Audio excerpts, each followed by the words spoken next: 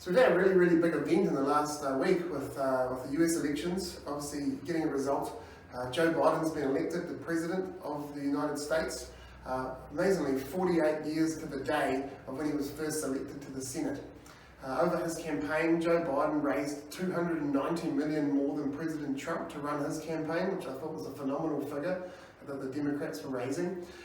Right now, we're still really waiting on some swing states where some of them have automatic recounts, so they have to do a recount. Other states have been requested by President Trump to do a recount instead. Historically, though, 4,700 elections over since 2000 to 2015, only 27 of them were recounted, and only 3 of them actually changed the result. So it's not that likely that many of those are going to actually change. What's the likely outcome is going to be that we're going to have a split House, so a Biden White House versus a Republican Senate.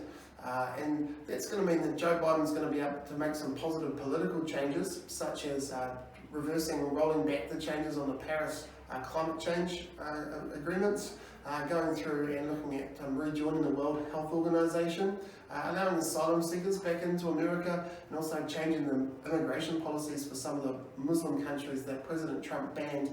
But on the other side, in terms of some of that fiscal and monetary policy that he wants to change, such as his tax plan, where he wanted to take the corporate tax rate from 21%, which President Trump brought it down to, back up to 28%. That's obviously not going to be able to happen. It's not going to be able to get that through a Republican House. The Democrats want at the moment to put $2 trillion into the American economy, which is a huge amount of money, and the Republicans essentially want to do $500 billion, which is still a massive amount of money. What we're thinking they're going to end up with at the moment is going to be about $1 trillion going back into the American economy in the next few weeks. They think probably mid-December. And that's really going to have a big impact on share markets, and it has over the last couple of weeks, as the realisation is that Joe Biden's probably going to win, and this is going to be the result. Both the S&P 500 and the Nasdaq had massive weeks last week. They were the best performance they've had since April, and even in the last few days, the Dow Jones has been up 4.8% on the positive news that pharmaceutical giant Pfizer had a 90% success rate in its COVID vaccine trial when they were expecting a 60% success rate. So there were some really positive things coming out of that.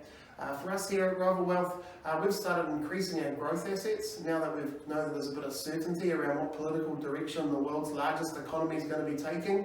And as we all are, we're looking forward to 2021.